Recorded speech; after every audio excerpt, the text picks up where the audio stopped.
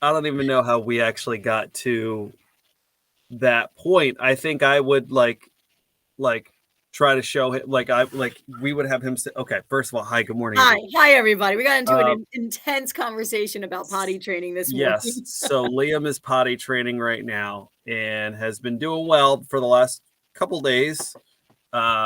Which is impressive. He's young. He's not even 3 yet, right? Yeah. He's 2. Almost 2.5.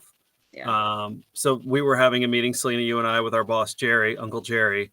And he actually was wearing shorts and tinkled on me during the meeting. Which is a fantastic feeling when all of a sudden you're like, why is it warm? Oh no. During a meeting too. But I was saying to Selena, he's been doing great with just walking. We've got one of those little like kid potties that you can bring anywhere, and he just walks over and he'll take care of business. Now he's figured out though that he, at his own discretion, can aim wherever he wants. So our so walls, he does. He challenges himself. He's exploring his options. We'll say it like that. Hopefully in the toilet, though. I'm guessing it's just not in the toilet. He's about 75% accurate. It depends on where it's. I mean, at least Crockett, is he doing it in the bathroom or is he like in the kitchen going, "Hey, watch me"? Well, here's the thing. So we're trying to get him used to doing it. So we're following him around with this thing everywhere. So if we're in the basement, we bring the little potty. If we're in the living room, we bring the little potty. And he finally just yesterday kind of started the habit of, knowing like I've got to go potty and walking over and kind of taking care of it himself, or at least trying to take care of it himself. But the problem is he's not tall enough for a regular toilet. And he, we would like I would try to show him, like I would put the potty next to our bathroom and just kind of stand there and be like, look, you got to go in here. You got to, Yeah. And so he would like stand next to it. So even now when we try to sit him down, he doesn't want to sit. He wants to stand up and do it. So. But he can't reach. He's so little. What are you going to do when you go out to a restaurant? Are you going to bring that little portable potty with you to the restaurant? I mean, he will. I guess when he gets to the point where he knows I've got to go, he'll probably know I got to go anyway. I got to do it. Yeah. But yeah, like if we sit him down, because one of the things we'll try to do is like, if I'm making dinner or something, I'll put a show on, but he has to sit on the potty to watch the show. Yeah. Or you just take a step stool wherever you go. If you go out with him, you take a step stool so he can reach the toilet. I just hold him. That's worse. No. Step stool. Oh my goodness. Dave, good morning. Vivian, good morning. Thanks for checking in, friends. We appreciate it. Yeah. Speaking of going out to restaurants, these were the red flags from chefs themselves about if you see or smell or experience this at a restaurant, run. Do not eat there. It means the restaurant's probably low quality, or maybe inspection needs to come in and take another look around the place.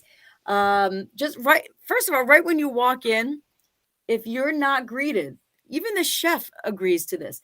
If you walk in and you're not greeted or no one's making eye contact with you, red flag. What are they hiding? No one's like, are you sure you want to come and eat?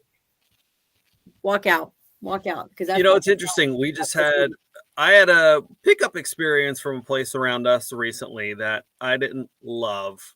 And then we were at visiting Kate's family over the weekend, and this particular place was right near them. And she was like, oh, I'll just call them up and we'll pick something up. And again, walked in and there was just a bunch of people sitting around. And it was like, okay, all right, we'll get our food. And then the pizza was even like, it's a pizza place. The pizza was even had symptoms of like a frozen, like they just kind of threw in not to name any other restaurant chains, but I think when you go to a pizza place, you're expecting of something fresh. Like they actually say pizza, and this had very frozen pizza vibes. That was one of the signs from the chefs that say if you go to a restaurant that has a huge menu, chances are the majority of the items on the menu were frozen. It's not fresh. They're just heating it up in the microwave or the oven. So just keep that in mind. You think like, oh, look at all the options. Look at all the options of frozen food. But if I have to set my oven to 425 and wait an hour. I'd rather you just set your oven and make it. I guess there's the alternative. I thought this was interesting. The bread. If they can't get the bread right when you sit down, they don't know anything, according to the chef. They don't know. I don't think they're making it. The bread's probably shipped in from somewhere, but yeah, keep that in mind. And if you see carpet is one of the most disgusting things in a restaurant, according to one chef. Vacuuming can only go so far, so keep that in mind. I've been to restaurants like little hole in the walls where they had carpeting in the bathroom at a restaurant. I don't even know how that passed inspection. I'll get you a step stool. Dave, stay cool. You too, buddy. Patty, good morning. Thank you for checking in.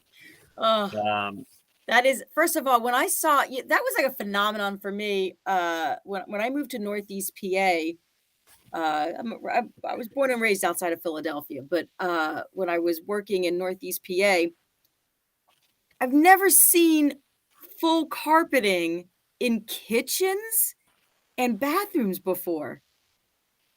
That's a thing? To me, that is a sign for salmonella everywhere.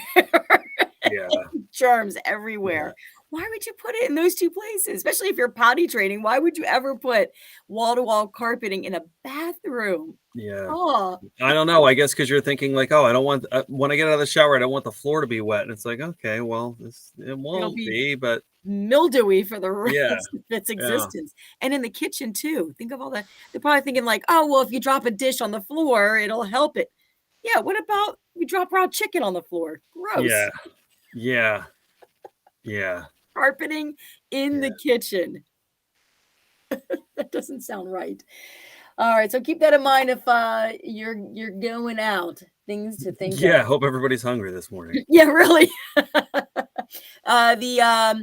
The Mega Millions, right? Tomorrow is the drawing. If you're grabbing any. It's called the Mega Billion because that's where it's at now. You're right. The Mega Billion. So just go look at that number. Do yourself a favor and take your calculator on your phone and type out 1 billion. And even looking at that number on a calculator, you're like, that's stupid money right there. It's a lot. Let me Julie checks in. She says eating from home from now on. Right, Julie? Or takeout so you don't see what's actually going on there in the restaurant. I will say Julie's been on the Tackling Adulthood podcast with me talking about finances. So if you do win that billion, she'd be a great person to talk to. Yeah. Ask her about her buckets. She loves them. Kelly, good morning. Thank you for checking in. Let me tell you what you can get with just over $1 billion, what that means to you. That's almost 4,000 Teslas. Do you need 4,000? 4,000 Teslas. I thought 3,000 wouldn't be enough, baby. 4,000. You could get, this could be for a school district, just over 290,000 Apple MacBooks. Wow. Schools should get in on this. Maybe you're like, you know what? I'm not that fancy. I just need a sandwich every day. Well, 1 billion could pay for a turkey sandwich every day for the next 80,000 years. Actually, more than 80,000 years. There you go. Get your turkey sandwich. So right in the will that someone gets the turkey sandwich. For the next 79,950 years, I want you to drop a sandwich right where my hole is and just drop it in there. Uh-oh. My computer did something weird. I don't know if I'm still on with you. There we are. Okay. I think my computer didn't like me talking about Apple because it's not an apple. So it got mad. That's probably what happened. It got mad. All right. Well, everyone have a great day. Don't forget to follow us here on Facebook, also on our stories, write the stories in Instagram for your chance to fuel up with Selena and Crockett and Phillipsburg Easton Honda. Yeah, those stories will pop up on Facebook too. So I can tell you sometime after 7 and sometime before 8 this morning that'll be happening. Yeah. So and keep your eyes peeled. Nice little fuel up at Wawa. Maybe grab your ticket too. Yeah, that'd be great. It was so funny because my husband, I said last night, I'm like, oh, it's up to $1 billion now, and he looks at me. He stops chewing at the dinner table. He stops chewing. He goes, do you think we should get a ticket? Like it's some covert operation. Like, but then everybody else knows they're not gonna win because we will. It's so funny. It's unfathomable. Becky, good morning, friends. Missed you last week. I had COVID. Oh, Becky, Oh, we missed you Becky. too. Hope you're feeling better, friend. Hope you're feeling better, Becky. Yeah.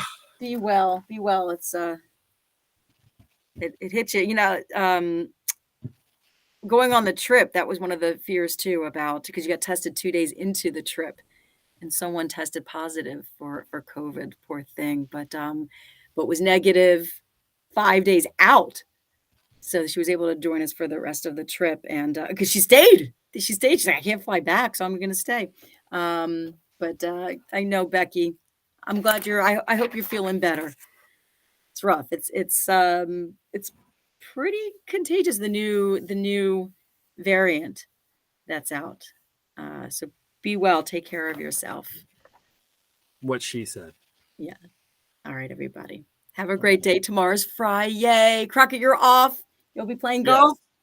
Yes. Putt for Parkinson's. A teammate of mine in college, his dad has Parkinson's, and they've put together this great event that's raised a lot of money for the Michael J. Fox Foundation. So I'll be out there helping out with that tomorrow. Yes. Wonderful. All right. Well, you enjoy your extended weekend too. Okay. You don't miss me too much.